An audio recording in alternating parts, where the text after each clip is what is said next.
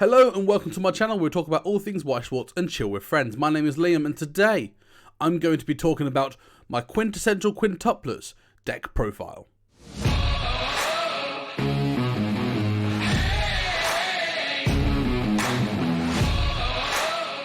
Now, if you haven't already, please consider subscribing to my channel to be informed of when I release new Weiss Schwarz content. And if you enjoy this video, please make sure you hit that like button to make sure you let me know. As well as that, if you haven't already, please check out my other socials on Twitch and on Discord to be informed of all my content as well as be involved on my live streams. Links are in the description below. But let's jump straight into the deck profile. So the deck profile itself is actually really straightforward, using your level 0 utility to get your level 1 pieces, and then your level 1 pieces are basically all about making sure you've got the resources for your level 3 game. It's really straightforward, and it's, in my opinion, most probably one of the most linear decks that I've built myself. But let's jump straight in and explain why. So if you go first, there are certainly some cards you want to see. 3 different cards that you would definitely like to see in your starting hand. One of those being this Nino. This Nino is a center runner, as well as if you've got another quintuplets character, it gains 3,000 power. So it's 3,500 power at level 0, which is not a force to be reckoned with. It usually stays around for the next turn. It's just a great card to basically maintain your resources on board. We also have this Itsuki, which is known as a Cowgirl promo, back from Goblin Slayer, and this card is on play. You may reveal the top card of your deck. If it's a quintuplets character, you may add that card to your hand and discard a card. And not only that, on play, you may discard a quintuplets character to draw a card. So it's fantastic hand filtering to ensure you've got the cards that you need for level 1, as well as, again, later game, ensuring you've got your pieces for level 3 as well. And realistically, the only cost to it is that you lose a card in hand ultimately, because you'll be playing a card to the stage. But apart from that, it's fantastic to ensure you've got the pieces you need in hand for early game and late game. So running this as a 3 of, in my opinion, is a must. Finally, if you are going first, this is not a bad card to see first. This is a Itsuki, which is a level 0 Slayer. When this card is reversed, if it's facing a level 0, it reverses that character as well. And when this card goes from stage to waiting room, you may discard a card from your hand, reveal up to the top 4 cards of your deck, and add a level 1 or higher card to your hand.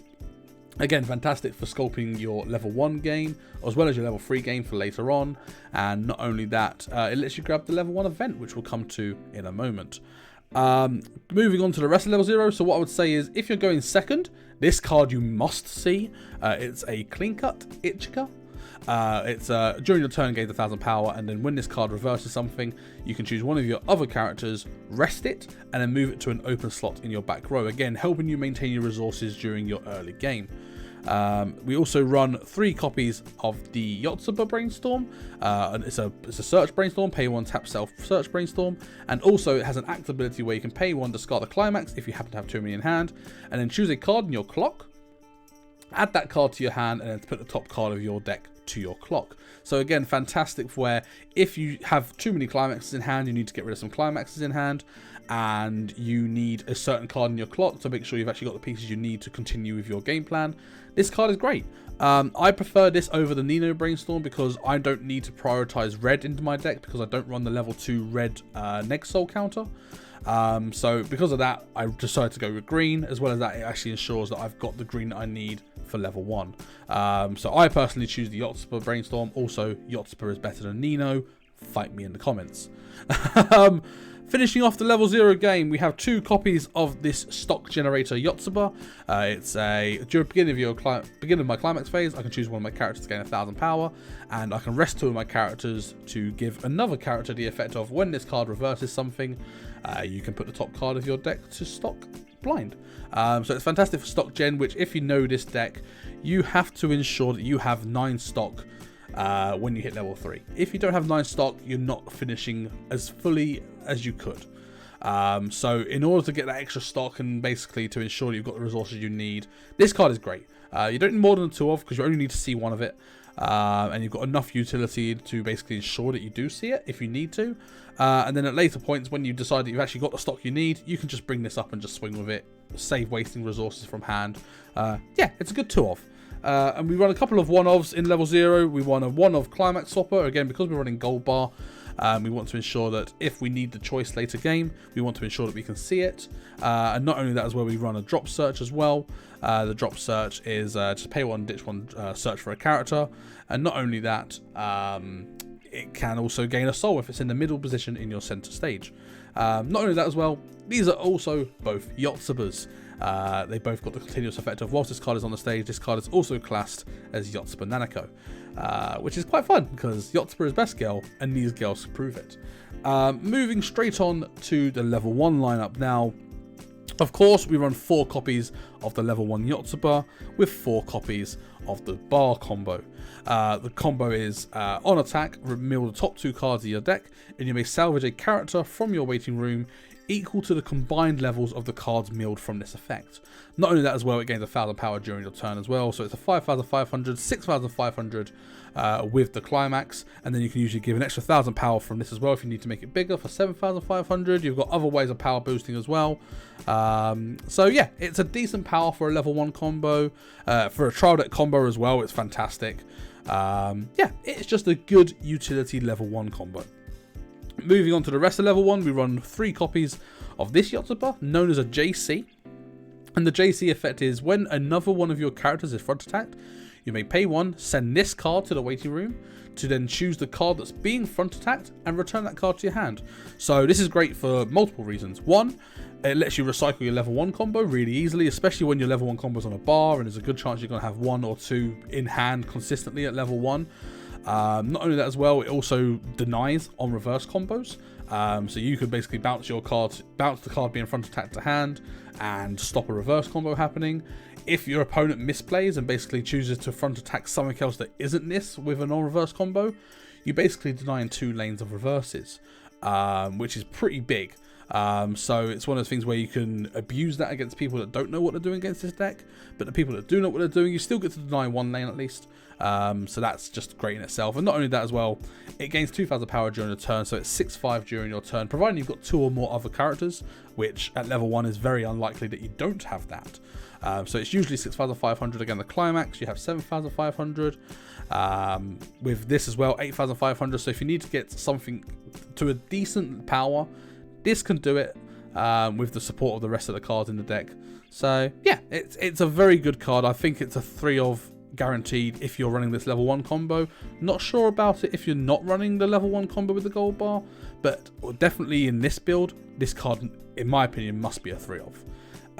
Talking about the rest of level 1s, we run 2 copies of the promo, the Shop League promo. Basically, this card it can be played regardless of color requirements, so you do not require red in your clock or your level. You can rest it to give one of your characters 1,000 power to the end of your opponent's turn, which can be pretty big sometimes. And I think its most important effect, in my opinion, is you can send this card to your waiting room and discard a card from your hand to salvage any character from your waiting room. So again, if it's a matter of you need a certain card and you're just missing a certain piece, missing a certain character, should I say, you can get that quite easily. As long as you've made sure you've kept your hand size up. The only downside to this, it does eat your hand size because you're not only playing this card, but you're then having to discard another card to get the card that you need, which you're then very likely going to be playing that card as well. So it's quite hand intensive, which is why I only run it as a 2 of. But there are times where this card has saved my ass, and I think there are times when this card is valuable, which is why I think as a 2 of, it's absolutely fine. The rest of the level 1 game, we run 1 copy of the stock anti-change. So when this card is reversed, if it's facing a character whose level is higher than your opponent's current level, you may put the bottom card of your opponent's stock into their waiting room, and if you do, you may put the character facing this card into their stock. So again, it deals with any early plays or standbys that have encore abilities because it sends it to stock rather than to waiting room, which is why I prefer this over the 2/1 its key counter, the anti-change counter. Whilst that's a sack counter, so you basically, you could deny a lane on your opponent's field. One, it costs you 2 stock to use it, and secondly, it sends it to waiting room, so they could just encore if they really wanted to. So I prefer this because it doesn't allow the opportunity to encore. And then finally, we run 3 copies of the top 4 event known as a torch event, where basically you can play it as a counter. and you can look up the top 4 cards of your deck and add a character amongst them, providing you've got a quintuplets character on your stage. If you don't have a quintuplets character, then you're not going to be using it. Not only that as well, if you're using it as a counter, you have to have a character so that your opponent's front attacking. So it's kind of a negligible condition. The only downside to that condition is obviously if you are in your turn and you have this card in your hand and no cards on your field, you can't use this. So that's the only time when this card becomes an issue. But I've never come across that, and I don't think this deck ever has a problem with that, because you've got enough ways of ensuring you've got at least a character in your hand. And this card is just great if you're in trouble with your deck state, where your deck state's running a bit low in terms of your climax ratio. It helps fix that. It helps, again, gets the pieces that you need to your hand. It's just a nice card to have, and I think running as a free off is absolutely fine. And worst comes to worst, if you need to level it for green, that's absolutely fine. So yeah, moving on to level 2. We run copy of the memory kit counter. It's a 3000 power counter backup, and also when you use this backup, if the opponent becomes reversed, you can send that card to memory. Fantastic against matchups like Slime, the 8 choice deck, and there are some other decks as well that basically cycle a card which is on the field, and you can basically stop effects going off because you get rid of it at this point of when it goes to memory. Rather than get like restanders that have like end of attack abilities. It deals with those as well. So I think it's just a nice one-off tech to deal with those techs, those matchups. Again, it's one of those things where if you don't need it, you can just get rid of it. Not only that, it's another level 2 which works very well with the Yotsuba level 1 combo. It's a high level character, so that if you mill it from this effect, it basically gives you free reign of your waiting room in terms of what you want to add to your hand. Level 2 game as well, we do run 4 copies of the Ichika early play healer. So it's a 2 or less early play, which means that if you've got 2 or less climaxes in your waiting room, you can play this at level 2 instead of level 3. When this card is placed from hand, you may discard a card from your hand to heal the top card of your stock from your clock into your stock. And not only that, it gains 500 power for each other character on your stage. So it's usually 11,000 on the board. You can boost it to 12, 13 with climaxes and certain characters. So if you need to get over something at level 2, this is your guy. It does exactly what it says on the tin. Moving on to level 3, so there are 5 other cards in level 3. 4 of them, obviously, for those that know Quintessential Quintuplets, is this level 3 Ichika finisher. This card is so dumb. It is known as one of the, I think it is commonly accepted in the Weiss community as one of the best finishers in the game. And it's quite simply on play. You can look at the top 3 cards of your deck and add any card amongst those, so you can basically fix your hand for your level 3 game. And then on play of the choice climax, which you run 4 of, you may pay the cost, which is pay 1, discard a character. And then if you do, this card gains the effect of when this damage is cancelled, you may deal 2 damage to your opponent twice. So it's a burn 2 and a burn 2 after that in the same card. So this card can basically do up to 3 instances of damage. It might just be 1, and if it's 1, it's doing 4 damage. Fine. If it isn't, then it's doing an extra burn 2, which could be either 2 or 4 damage, or potentially 0 if your opponent's very lucky. But if then they're very lucky, you've just taken 3 climaxes out of their deck. So even if they're compressed and you've dealt with that, you know, it deals with most deck states very well. You either swing for 9 to 12 damage based upon just swinging if they're uncompressed, or if they are compressed, you basically swing and you on average do about 6 to 7 damage if you get your cards right. I generally think that it's a very, very good card. And it's basically what holds, at the moment, Quintessential Quintuplets up there as like one of the decks to beat.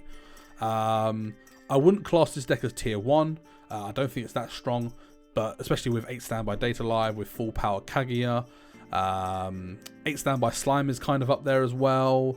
So I don't think it's quite tier 1, but it's definitely a high tier 2 in my opinion. At least until we get set 2, which that opens a whole nother kettle of fish, which we won't discuss in this video. Finally, last card of my deck is a 1 of Yotsuba. It's an unplay, draw 1, ditch 1, bounce one of your characters from stage to hand, And if you discard a climax at the beginning of your opponent's attack phase, you may choose this card and another character on your stage and swap positions, exchange them. So whilst that second effect isn't really used, you're basically using this for the bounce effect. You only use it the one off because the chances that the times where you have to use it is very, very low.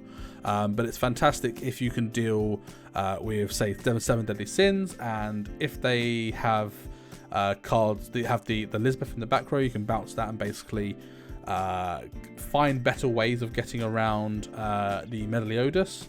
There are other game states as well where just, again, being able to just bounce a character can be very useful. If your opponent is uncompressed, you can bounce one in the front row and get a nice direct attack in there as well using it.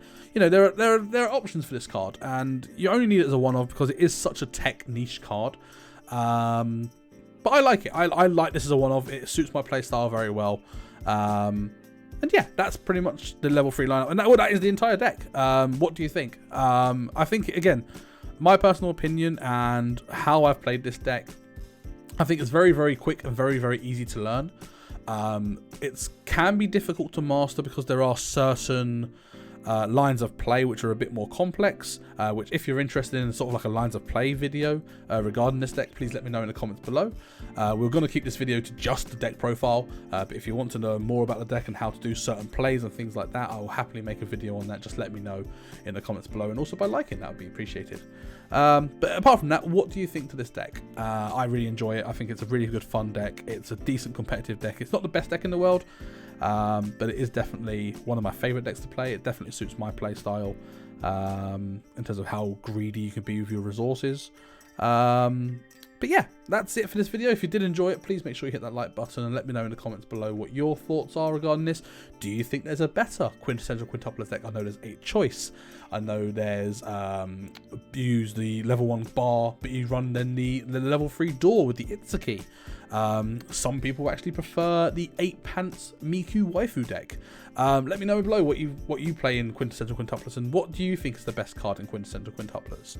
But that's it for this video. Like I said, if you haven't already, please make sure you hit subscribe. About 60 to 70% of viewers aren't subscribed to this channel, so if you haven't subscribed, please make sure you do. I really appreciate the support. But apart from that, I really thank you. I appreciate you watching this video, and I really look forward to seeing you in the next one. Bye.